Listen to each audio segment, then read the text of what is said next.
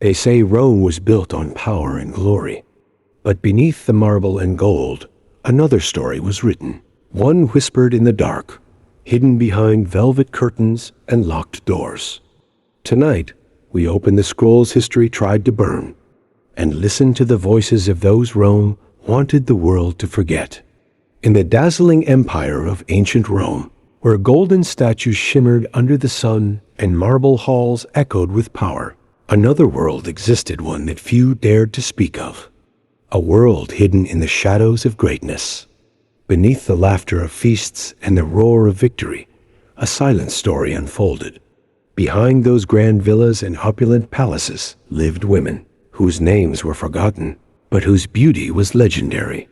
They were the concubines of Rome, treasures of flesh and mystery, bound by invisible chains. We often think of Rome as the cradle of civilization, of emperors, senators, and mighty legions. But behind the curtain of history lies a truth far more delicate and far more haunting. These women were not just companions or lovers. They were symbols of control, status, and sometimes sacrifice. Their lives were shaped not by love, but by politics and power. Every gesture, every smile, every word they spoke could decide their fate. Some came willingly, seeking protection or survival. Others were taken gifts to emperors, tokens and games of loyalty and dominance. And though their stories are often buried under centuries of dust, their echoes remain whispers of heartbreak, of ambition, of survival within a gilded cage. This is not the story of Rome's triumphs, but of its secrets, the kind that history books forget, and only whispers remember. So sit back, listen closely, because tonight we travel beyond the marble columns and into the hidden chambers of the Roman heart, where love, power, and desire were one and the same. In the heart of Rome, beauty was not just admired, it was measured, traded, and possessed. Concubines were chosen like rare jewels, each one inspected with the precision of a collector seeking perfection. For the powerful men of Rome, these women were not mere companions. They were living symbols of wealth and dominance. To own a concubine was to display one's taste, control, and authority, a silent announcement to the world. I can command beauty itself. Many of these women came from distant provinces: Greece, Egypt, Persia, and lands beyond Rome's borders. Some were captives of war, others daughters of debt or betrayal. Their fates often decided not by love, but by the cold arithmetic of status and survival. Once chosen, their lives changed forever. They were trained to walk gracefully, to speak softly, to laugh when permitted. Every movement had meaning, every glance had consequence. They lived in a delicate balance, yet imprisoned, envied, yet forgotten. Their world made of silk and silence. Behind curtains, they learned the unspoken language of power, how to soothe anger, influence decisions, and read the moods of men who ruled empires. Some found ways to rise using charm as a shield, intelligence as a weapon. Others faded quietly into the background, their names lost to time. But all of them shared one thing: a life defined by someone else's desire, a destiny decided not by the gods, but by men who believed themselves to be gods.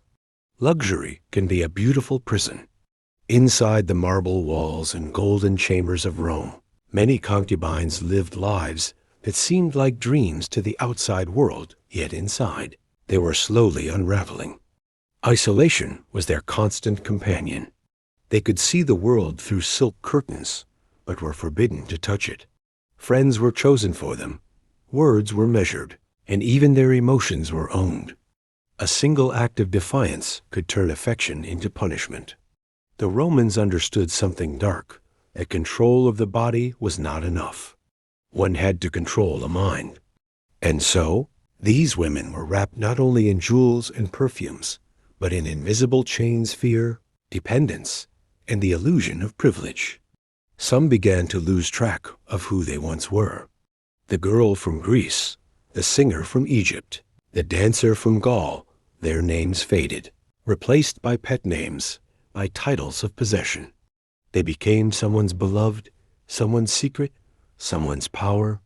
Yet even within this silence, small acts of rebellion survived. A hidden letter, a secret glance toward the garden, a whispered story shared with another concubine under the cover of night. These were not just gestures, they were reminders of identity, sparks of the human spirit that refused to die. To be a concubine in Rome was to live between worlds, one of beauty and another of invisible torment. And the cruelest part? Many of them began to believe that this gilded prison was love. Outside the marble palaces, another world kept the system alive, the world of families, merchants, and silent agreements. In the markets of Rome, beauty could be bargained like silk or spice.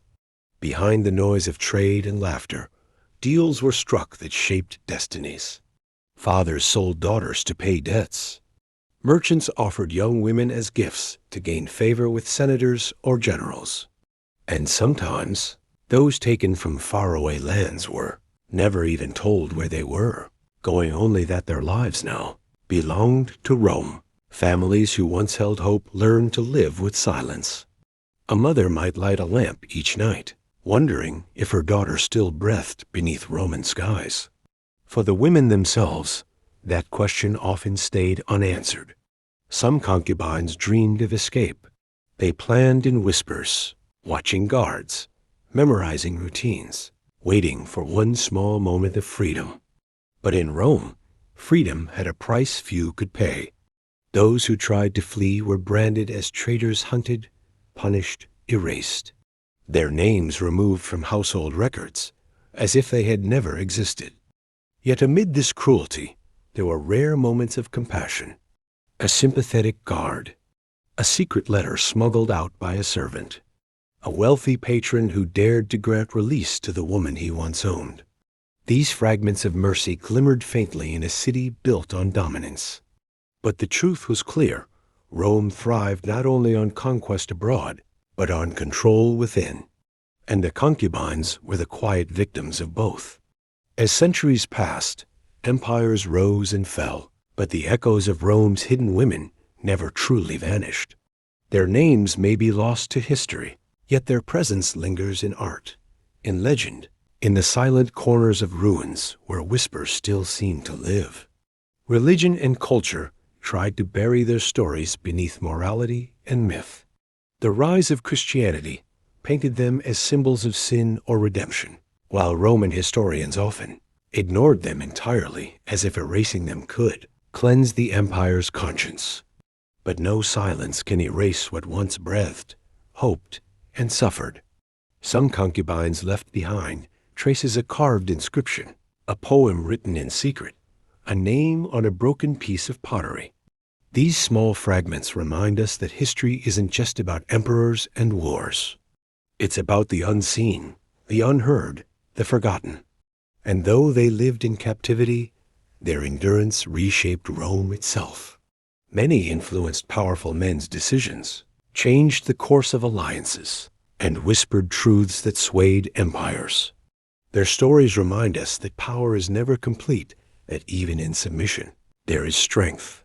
So when we walk through the ruins of ancient Rome today, we aren't just walking among stones. We're walking through lives once lived, laughter once heard, tears once shed. The empire is gone, but the whispers remain. Because history is not only written in victories, it is also whispered in the dark. The empire may have fallen, but its whispers still wander through time. In every ruin, in every forgotten name, their stories still breathe. If their voices moved, you let your light shine back into history. Like, share, and subscribe to Whispered Histories, where the past still speaks, if you dare to listen.